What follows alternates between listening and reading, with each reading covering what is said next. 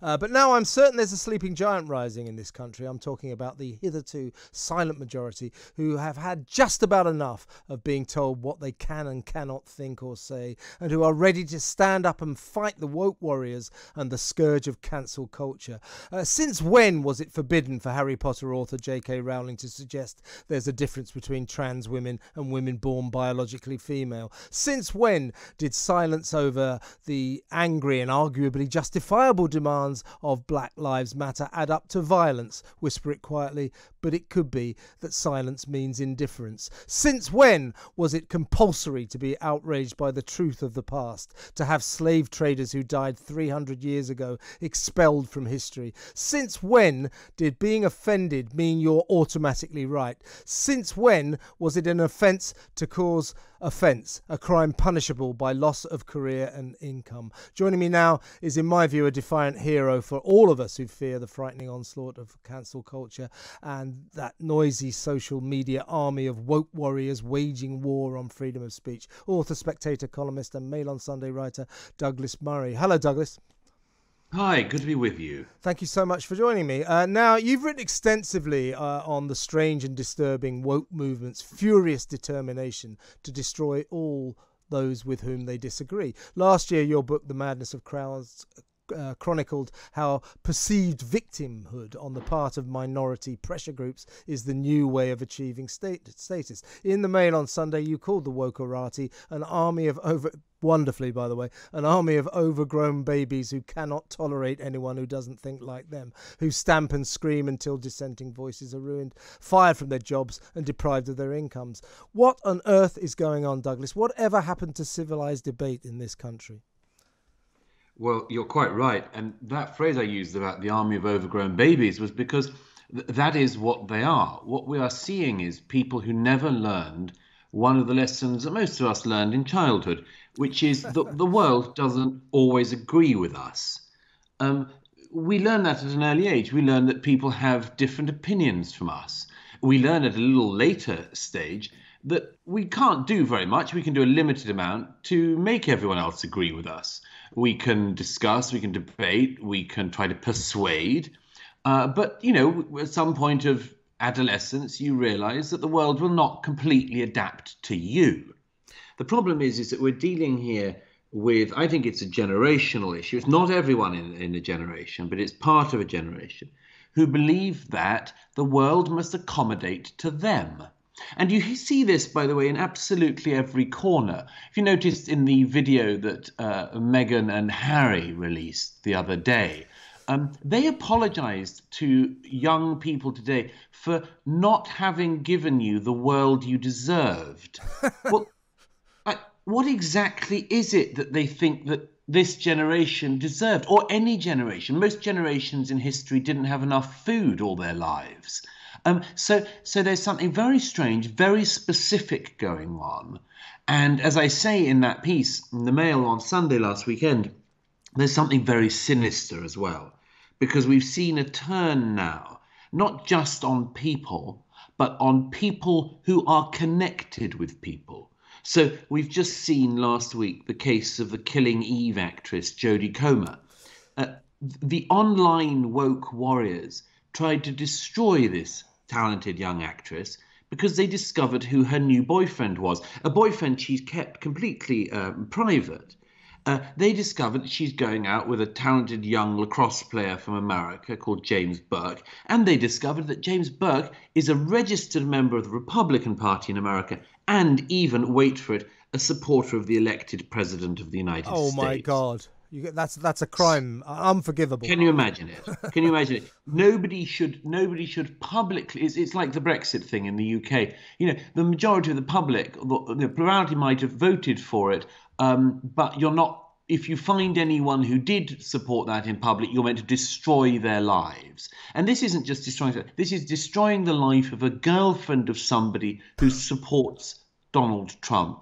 And this is a very sinister turn of things. You also cited the absolutely the bizarre insanity of an American racing driver called Connor Daly. He lost all of his sponsorship, corporate cowardice coming into play as always, because of something his now deceased father said 3 decades ago, before Connor was born.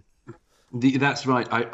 I spotted this coming because of this case. The Jodie Comer case didn't surprise me because of this case. I wrote about this in The Manners of Crowds. Connor Daly, yes, a racing car driver, had his sponsor withdraw because somebody discovered that his father had used a term in a radio interview 3 decades earlier, which had become unacceptable since. Now, the crucial thing is this. In countries like Britain, apart from historically having regarded fair play and other things as being important, we regarded the ethic of the sins of the father as important. That is, the son will not be held responsible for the sins of the father. Now, on this occasion, the father appears, now that history has changed and words have changed, to have said something which you wouldn't say today. The idea his son should be historically punished for that runs totally against what is, whether people realize it or not, a very fundamental ethic in our society. It's actually a biblical ethic. And yes, once I saw that it was happening with a son being punished for his father, I thought, of course we will get to the stage where a woman is punished for her boyfriend. And what are we in here?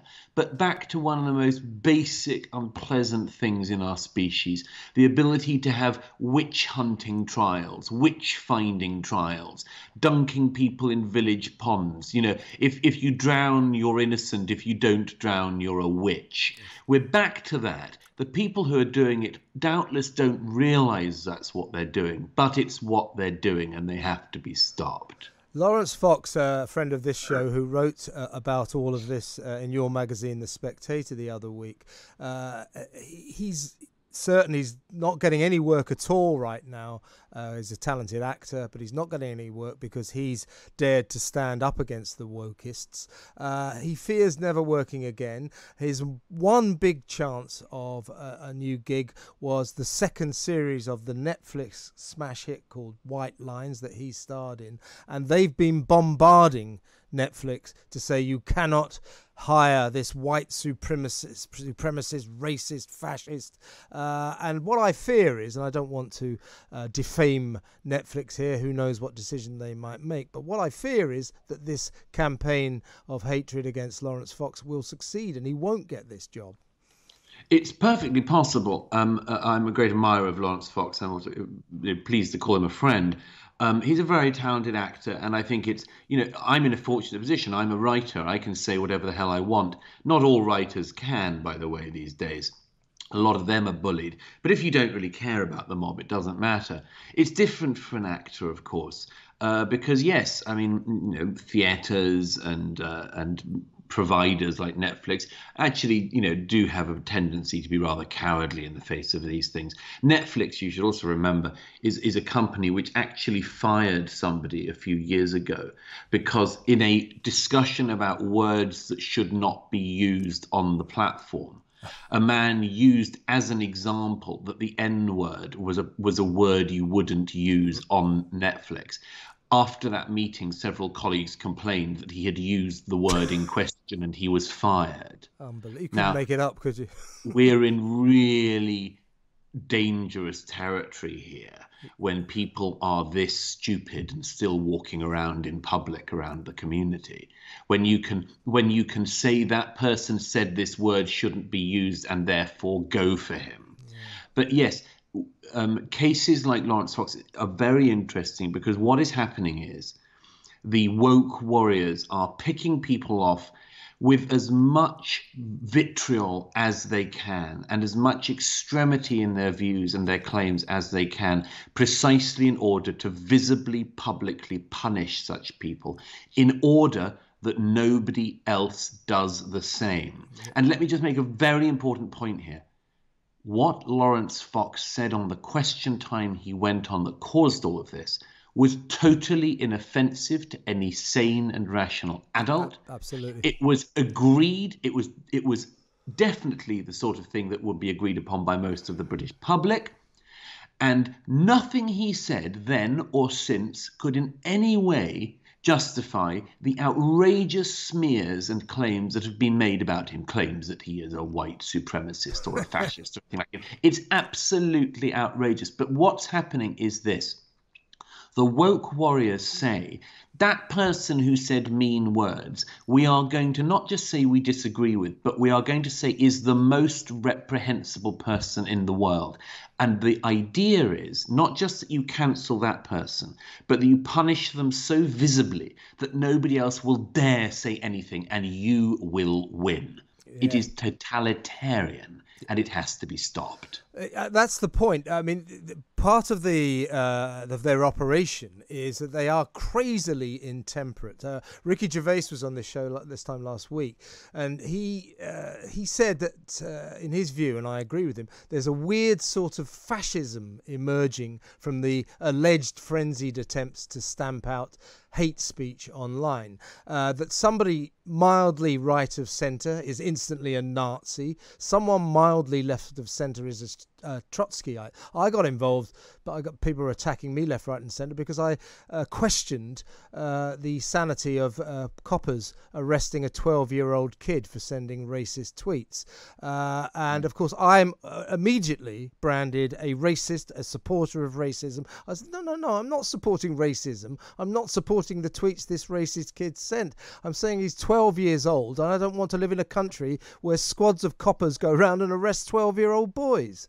Yes, and I mean, let's also remember, I mean, just the phrase you just used there, racist kid, it's like, I'm not willing to throw away anyone's life because of something they did at an early age. You know, that's another ethic we have in our society, an element of forgiveness and an element of tolerance, particularly when it comes to underage people who we recognize will make mistakes and do things that are stupid, yes, and should be allowed to continue with their lives and learn from them.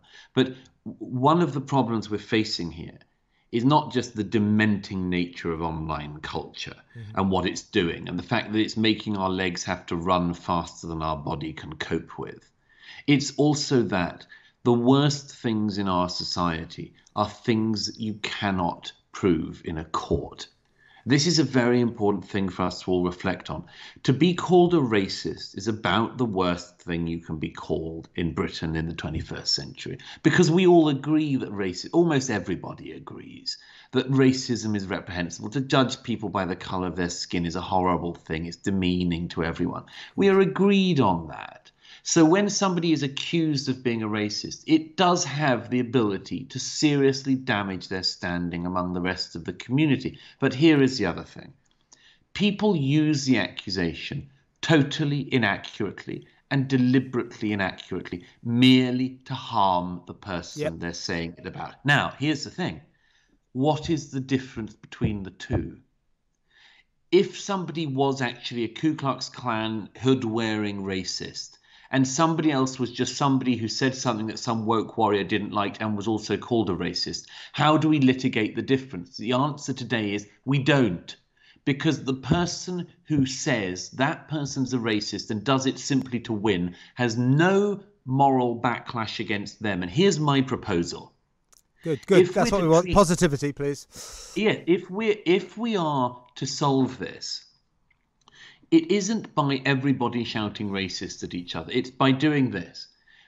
If we say a quid pro quo, we agree that racism is bad. We also think that libeling people and smearing people and loosening the meanings of things by using words over much is also bad. So we will condemn actual racism, yes, wherever we find it, but we will also condemn people who use accusations of racism falsely simply in order to win with equal dislike and opprobrium. Yes, Douglas, I totally agree. I think the fight back starts here.